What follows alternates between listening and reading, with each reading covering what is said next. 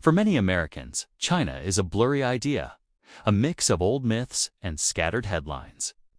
Today, we clear that fog and focus on one thing: cost. We look at rent, transit, groceries, and how daily life feels when money stretches further. Picture a modern city, bright skylines, clean subways, and busy food streets where a filling local meal can cost less than $4. That reality surprises people who have never seen it. Our guide is Elise Lightyear, 35 years old, born in Ann Arbor, Michigan. After college, she moved to New York City and spent 10 years in reality television production.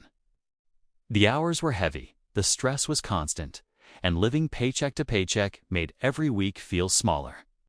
In 2019, she chose a different life and moved to Beijing, then later relocated to Chengdu, a huge city where she now teaches at a university. She says the lifestyle she can afford there is better than the one she had back home. Not because everything is perfect, but because the basic math is different.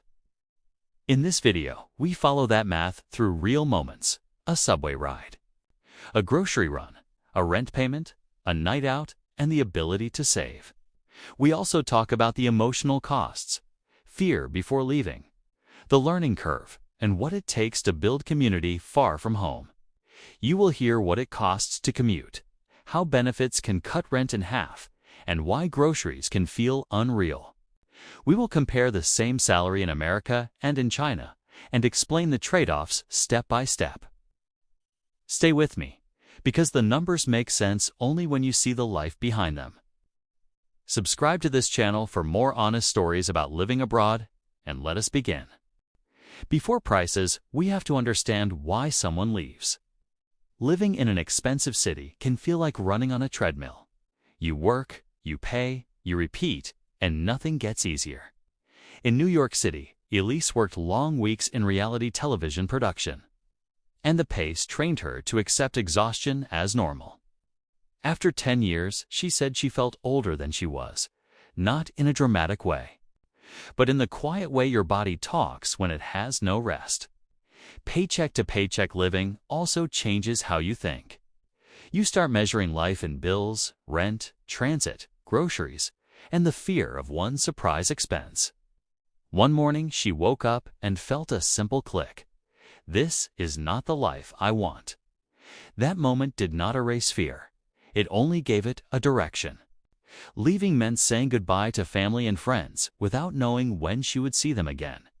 It meant a long flight, unfamiliar food, a new job, and the pressure of rebuilding a social world from zero.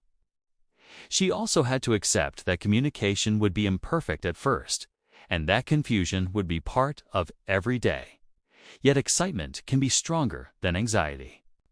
In 2019, she moved to Beijing and trained as a teacher, then taught there for several years. Later, she moved to Chengdu, a city that many Americans have never heard of, even though it is one of the largest urban areas on Earth. Moving was not just a cultural shift, it was a budget shift. When essentials cost less, the same effort buys more time and more breathing room. In the next part, we start with a daily commute, because the price of moving through a city shapes everything else, from work options to social life there.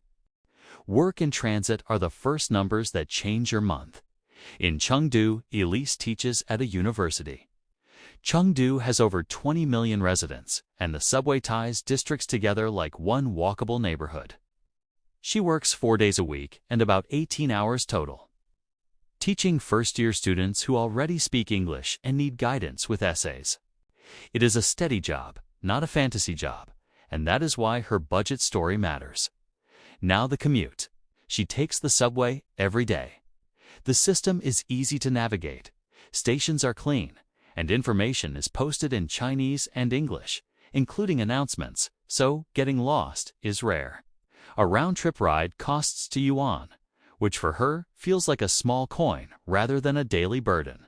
In many American cities, transit can be the price of a full meal, and parking can be the price of a grocery run. In Chengdu, the low fare changes behavior. You are more willing to explore, to take a class across town, to meet friends after work, and to say yes to the city. Then comes the headline number. Her yearly salary is about $30,000. In the United States, that figure is often described as struggling. In her situation in China, with lower fixed costs and employer benefits, she describes herself as living comfortably. That does not mean every person will have the same outcome, but it shows how ratios matter more than raw income. If rent takes a small share of your paycheck and transit is nearly negligible, you can redirect money toward savings, travel, language study, or simply rest. In the next part, we talk about rent, because housing is the largest bill for most people. And this is where the difference becomes impossible to ignore. Housing is where many budgets break, and it is where Elise feels the biggest relief. She lives downtown in a 3-bedroom apartment with a balcony, about a 5-minute walk from the subway. The monthly rent is $556, but her employer covers about half as a benefit, so she pays roughly $278. Those numbers sound unreal to someone used to New York City prices, yet they are part of her contract and part of her daily calm. Another detail matters. The apartment is furnished by the landlord. She did not arrive with a truck. She arrived with suitcases and a plan. The living room is cozy, built around a large sectional couch where she relaxes after work. She bought a projector and streams shows on a blank wall, which turns a simple space into a small theater. The balcony exists, but the weather means it is often unused, because rain, humidity, and summer heat can make it less inviting. The bathroom is small but functional, and she uses one bedroom as a wardrobe room, since there is no bed in that space. Another bedroom is painted a bold color that came with the apartment, and she lets it be part of the story. The kitchen is compact, but for one person, it works. Her laundry setup includes a hanging line that lowers toward her, which makes drying clothes easy in a tight space. She can walk to cafes, markets, and parks, and she feels the neighborhood is safe. This is not luxury in the Hollywood sense. It is practicality, and when practicality is affordable, it feels like freedom. In the next part, we add the benefits and the food budget, because rent is only one piece of the puzzle. A budget is not only a spreadsheet, it is also the feeling of safety and ease. Elise says she feels safe in China as a woman and as a woman of color. She describes crime as low and daily movement as calm, which matters because fear can be an invisible tax. When you feel at ease, you ride the subway without tension. You walk at night without rushing, and your mind has room for other things. But there are challenges that money cannot erase. One is simply standing out. China is a more homogeneous society than many American cities, and she says she often gets stared at. Some days people point and say there is a foreigner, and while it can be curiosity, it can also be tiring. Another challenge is homesickness. Before she left, she feared the 15-hour flight, the food, the new career as a teacher, and whether she could make friends there. You miss family and friends, but you also miss knowing how to do simple tasks without effort. Buying the right item, handling paperwork, using apps, and understanding local routines all require learning.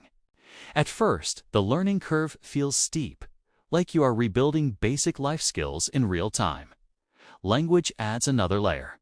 Even when transit signs include English, daily errands can require translation tools, patience, and a willingness to look lost for a moment.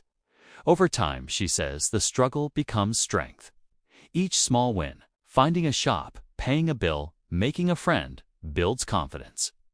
She even jokes that the famous saying about New York City should be replaced with a China version, because adapting here teaches resilience.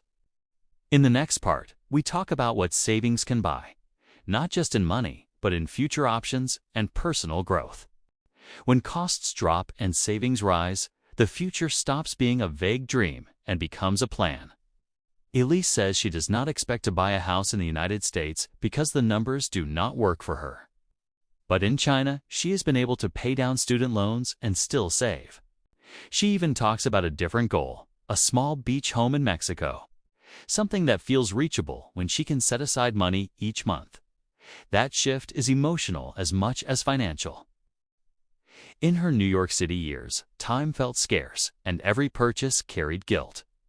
In Chengdu, the rhythm is slower, not because she is lazy, but because the structure allows rest. She works fewer hours, commutes cheaply, and returns to an apartment that feels spacious enough to reset. Small rituals fill the space. She takes the subway to a tea house, sits with friends, and lets an afternoon be an afternoon instead of a recovery period. She buys fresh produce without calculating every item, and she cooks because it is enjoyable, not because it is the only option. She still spends money on treats, a dinner out, a movie night, a weekend trip, but the treats do not threaten rent. This is the heart of the cost story. For her, comfort comes from math, not luxury alone. Lower prices turn ordinary choices into breathing room, and breathing room turns into health, creativity, and confidence. None of this erases the hard parts of living abroad. Some days are humid and lonely. Some days you miss your language and your people. But she says the balance is worth it, and the city has become home. In the next part, we pull everything together, and we end with practical thoughts for anyone considering a move. Let us summarize without hype. China can be very modern, and for some foreigners, the cost of living can feel shockingly low. Transit can cost a few coins, local meals can be inexpensive and satisfying, and rent can be manageable, especially when an employer provides housing support. Those facts can turn a modest salary into a comfortable routine. But the full story includes trade-offs. Moving countries has an emotional price: language friction, cultural distance, and moments of loneliness. Being visibly different can bring attention every day, and learning how systems work takes patience. The goal is not to sell you a dream, it is to show you the real equation. Ask how much of your income goes to housing, transportation, food, and healthcare, and then ask how that ratio shapes your stress. For Elise, lower fixed costs create a space to rest, to save, and to plan a future that felt impossible before. If you are thinking about moving to China, research visas, read contracts carefully, confirm what benefits are included, and talk to people who live in the specific city you want. Compare neighborhoods, check commute times, and build a realistic monthly budget before you book a flight. Do not assume every job offers the same support, and do not assume every city feels the same. Use facts, not rumors, and keep your expectations flexible. Most of all, remember that quality of life is not only a salary number. It is the daily experience of time, safety, and belonging. Thank you for staying with me through this journey. If you enjoyed this story and want more clear, honest videos about living abroad, please subscribe, like this video, share it with a friend, and leave a comment with the next country you want to explore. See you next time.